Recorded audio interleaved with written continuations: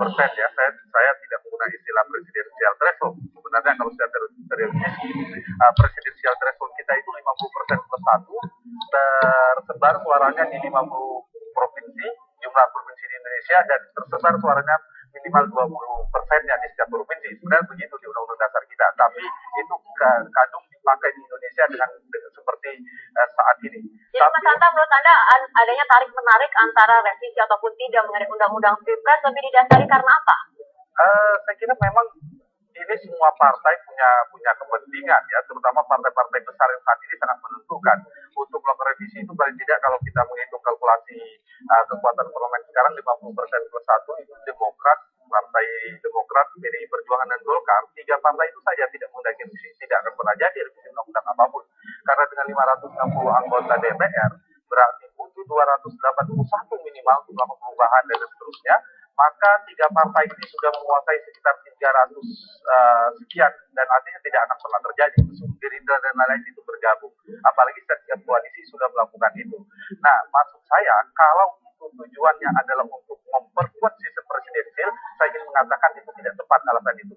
Tapi kalau alasan partai-partai lebih pada kepentingan politik karena kalkulasi politik, karena ingin membatasi dan seterusnya, saya kira itu masih bisa diterima. Tetapi lebih terbuka, saya lebih tidak sepakat untuk mengatakan itu ini untuk memperkuat sistem presidensil. Oke, kita ke Pak Saan. Pak Saan, bagaimana komentarnya?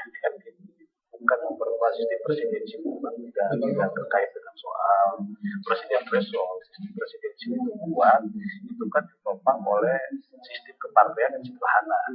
Nah, maksud saya itu kan di tengah partai yang kita ini, maka proses bagaimana misalnya hubungan relasi antara presiden dengan legislatif nanti ke depan yang menjadi penting.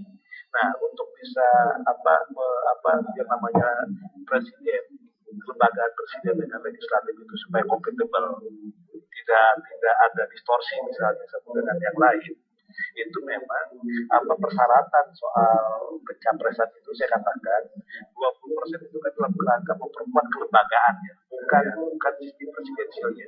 Artinya lembaga presidennya itu, sistem kepresidenan itu harus ditopang oleh minimal saya katakan yang ada di parlemen itu 20%. Toh misalnya nanti kan bisa seperti sekarang bisa ada setgap 20% itu sebenarnya juga tidak memadai.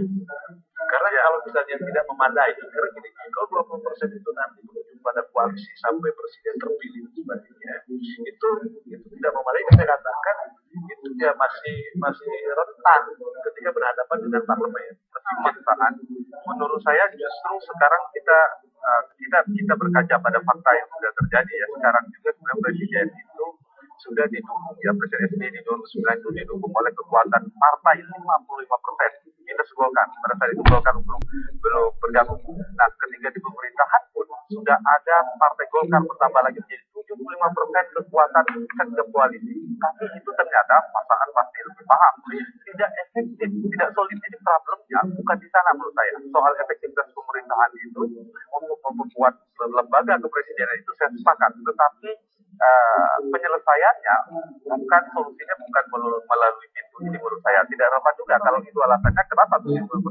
justru lebih besar sebenarnya.